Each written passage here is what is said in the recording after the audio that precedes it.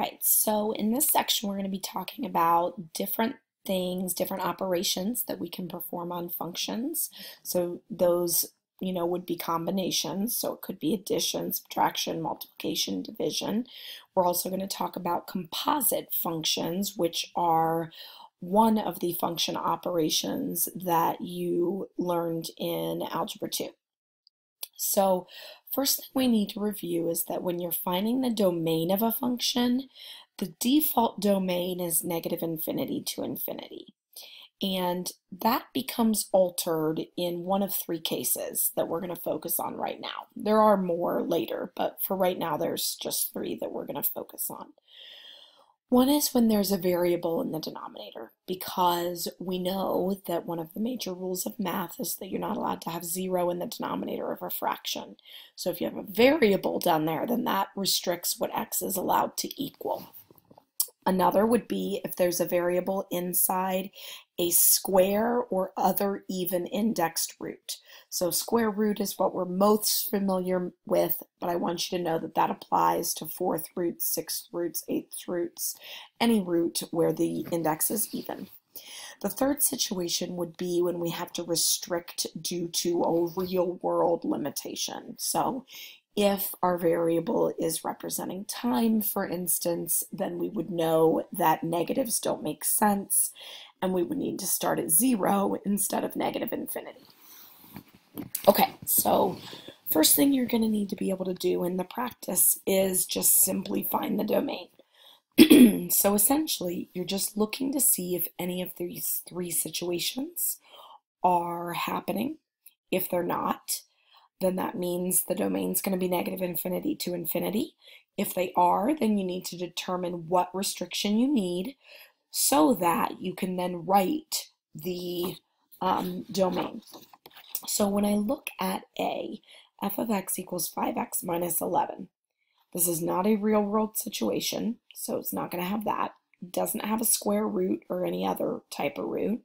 And there is no fraction, so I don't have to worry about the denominator. So this has none of those, so that means that my domain is going to stay the default negative infinity to infinity. When I look at B, it's not real world, doesn't have a root, but it does have a fraction. So I know that I'm not allowed to have that denominator equal 0. So if we write that out symbolically, that means that we know x plus 2 can't equal 0. Because my domain is what x can be, if I get x alone here, just like I would with an equation, it tells me x can't be negative 2. So that's my restriction.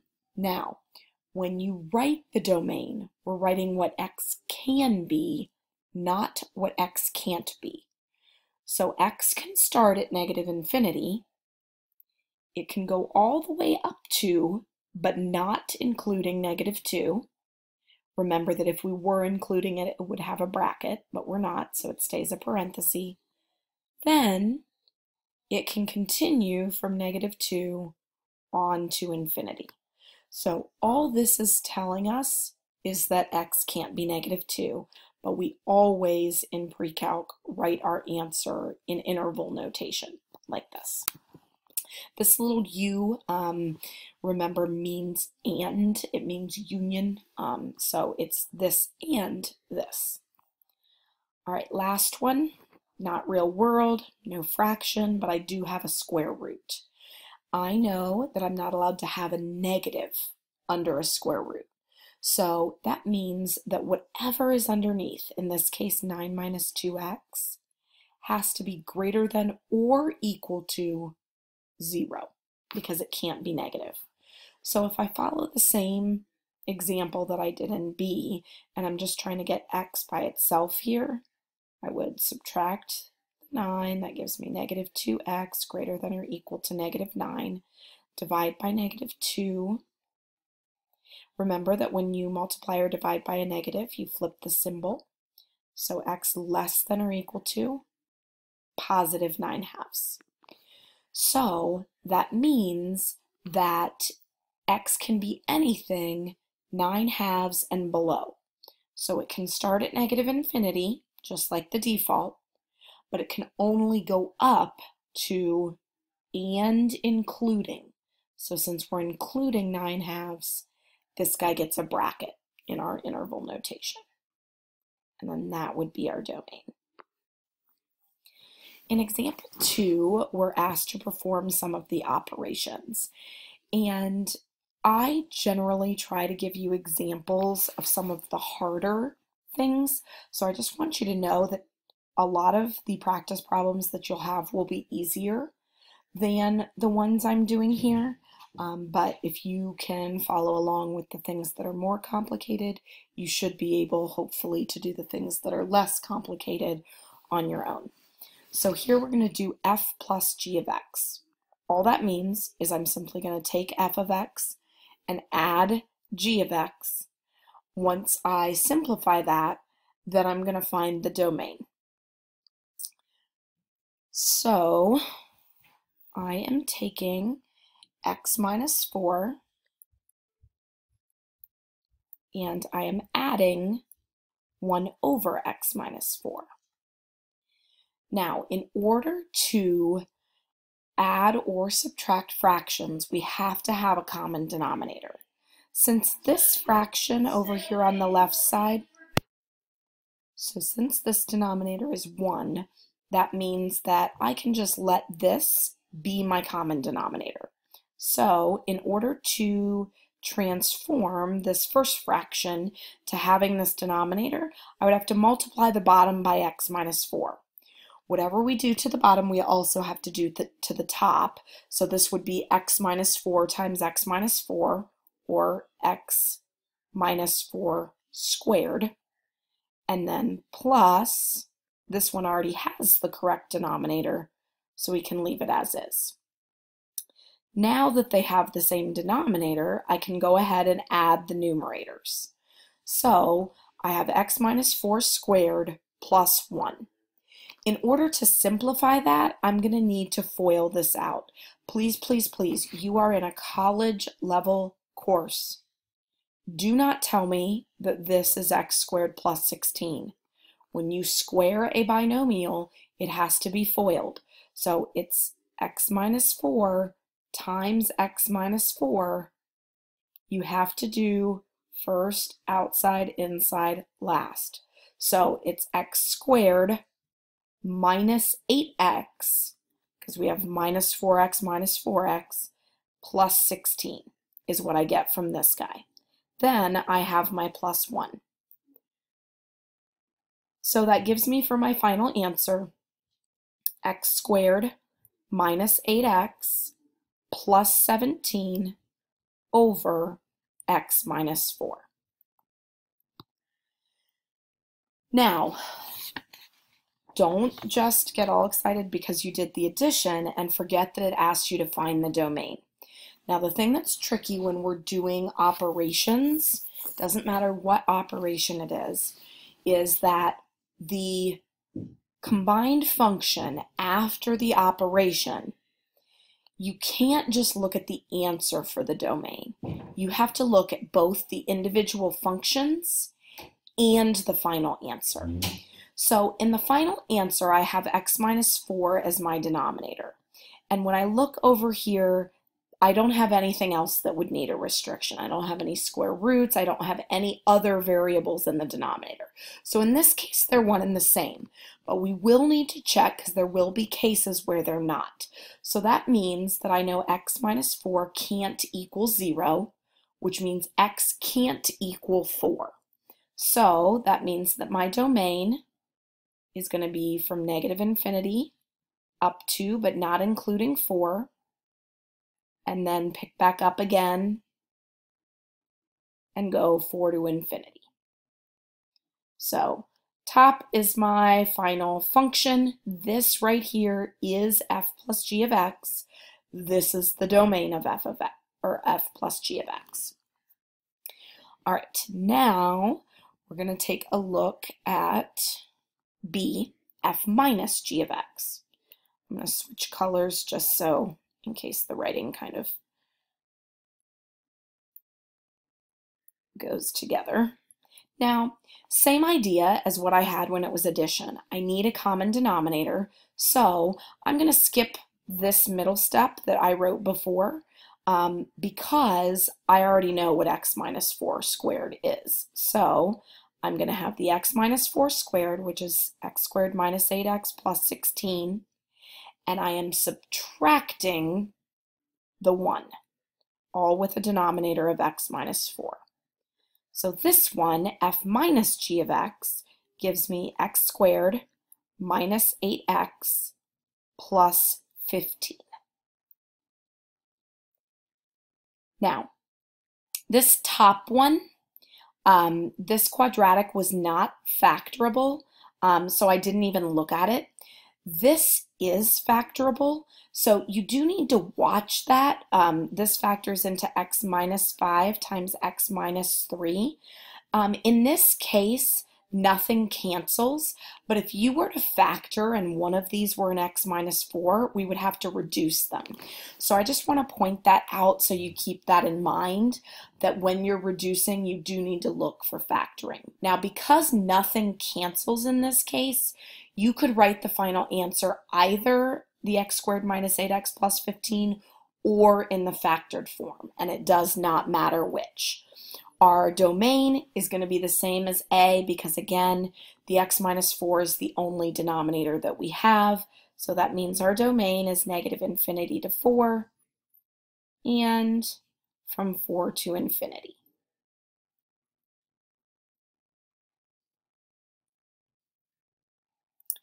All right, this one, when the f and the g are next to each other, that means multiplication. So this is f times g of x is how we would read it, which means I'm simply going to take f of x and I'm going to multiply it times g of x. So x minus 4 times 1 over x minus 4. Now when I do that, when we multiply fractions, we do not need a common denominator. I do numerator times numerator, and then denominator times denominator. So I have x minus 4 over x minus 4. Now, nothing canceled here in b because they weren't the same. Here these are. So actually, f times g of x simplifies to just 1. So this is going to be a case where you have to be careful because 1 in and of itself has a domain where x can be anything because there is no variable. It would be negative infinity to infinity. However, because we have to consider both original functions and all the work, in this case, x still can't be 4 because that would give me a 0 in the denominator here, which automatically makes the function undefined. So in this case, our final answer is 1, and our domain still looks the same, even though that's not the domain of our final answer. Any restrictions that happen in the original function or in any of the work are going to have to be carried over to your final domain. All right. Last one of this type, we have f divided by g of x. And so whichever function is on the top becomes your numerator, so f divided by g. Now, when I'm dividing fractions, that really means to multiply by the reciprocal. So instead of dividing by 1 over x minus 4, I'm going to multiply by x minus 4 over 1.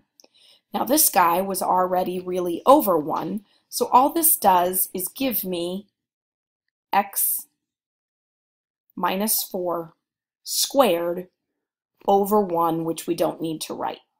Now we already know that x minus 4 squared is x squared minus 8x plus 16. So this would be my simplified function.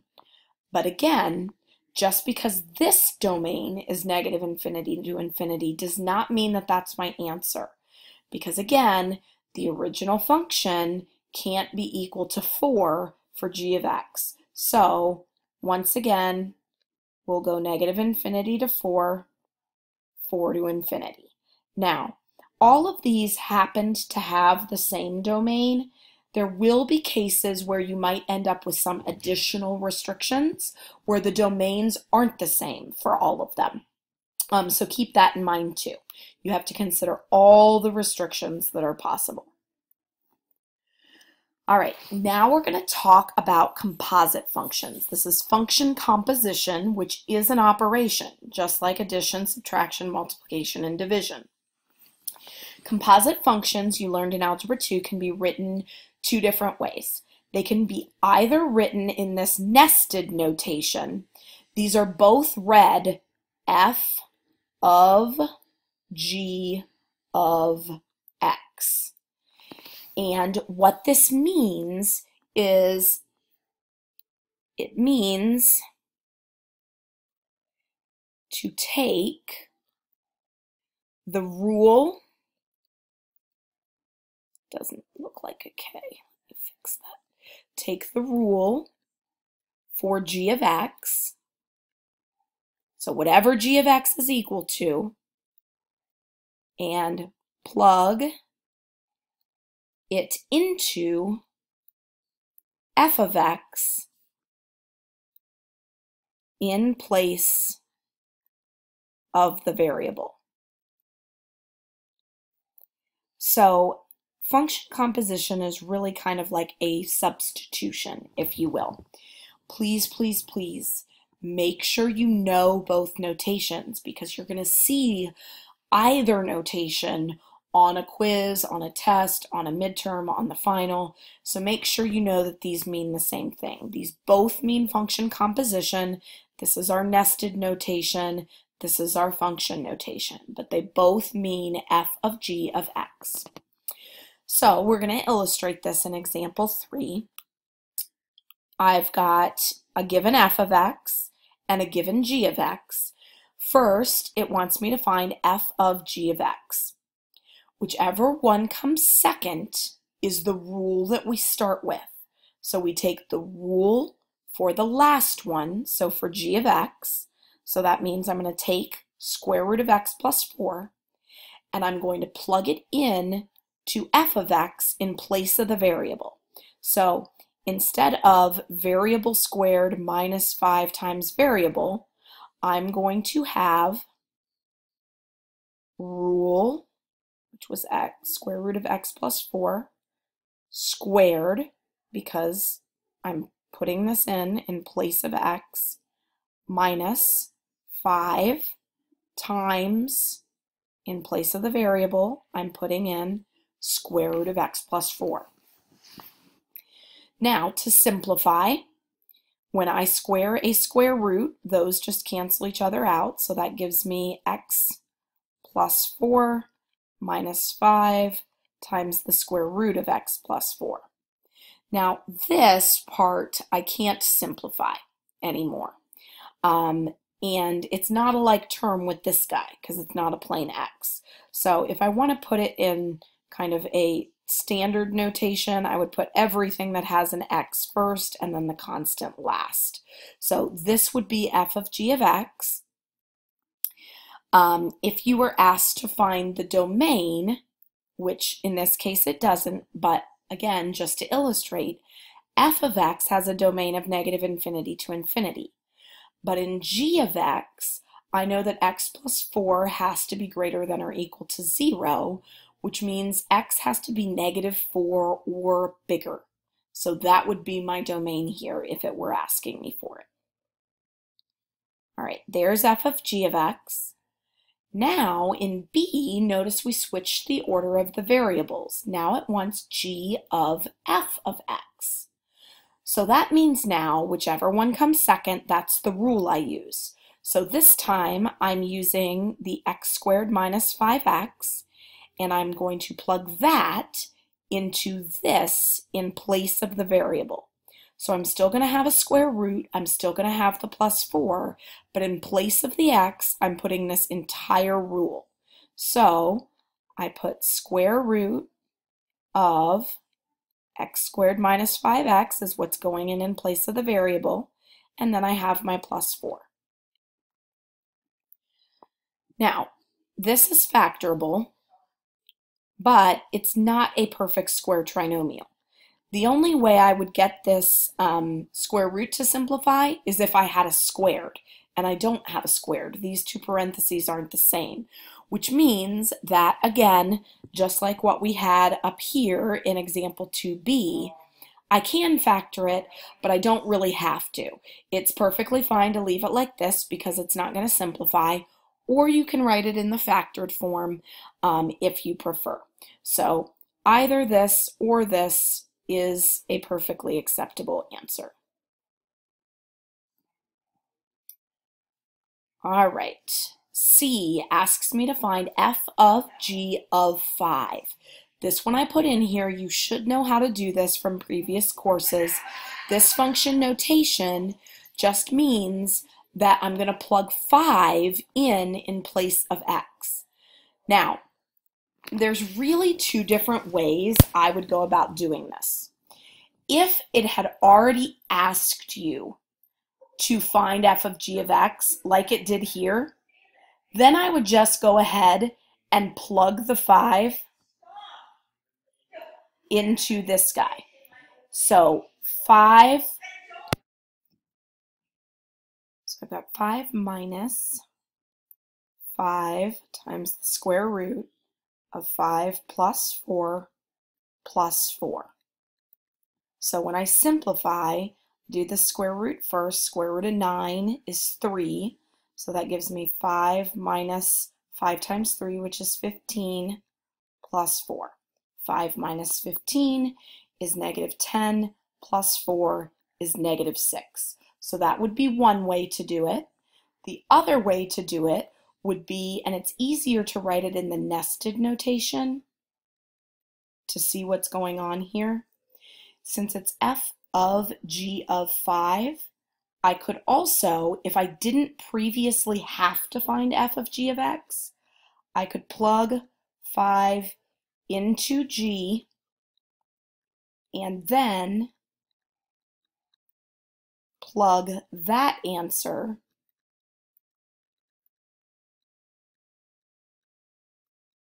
into f.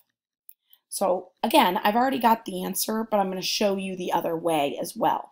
So I could do g of 5 first, which g of 5 would be square root of 5 plus 4, which is 3. So I plugged it into g, I got 3.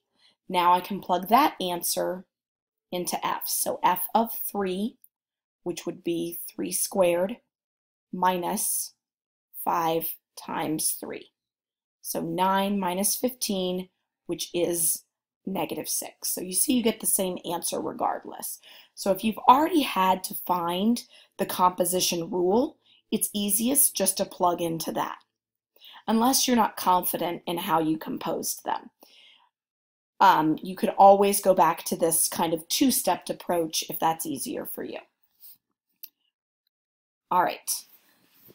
Express h of x as a composition f of g of x. So what this is saying is that h of x itself is a composition of two functions f and g. And we have to figure out what f and g were. Now, on the problems like this, there is sometimes more than one correct answer. For me, the easiest way is to just look at how they're nested. So I have a cube root, and then I have this function. So for me, it would be easier to look at it as this inside function is what's being plugged in to a cube root function. So cube root of x squared minus 9, that would mean this is my inside function. So this is g of x, and my outside function would be the cube root. So that means that f of x would be cube root of x, and g of x would be x squared minus 9. And then you should always check your work. If I actually do f of g of x, that means plug this in place of the variable here, make sure you get back this original. If you don't, obviously you need to make some adjustments. All right. So hopefully that gives you enough examples to work through your practice problems. Make sure that you ask if you run into any problems.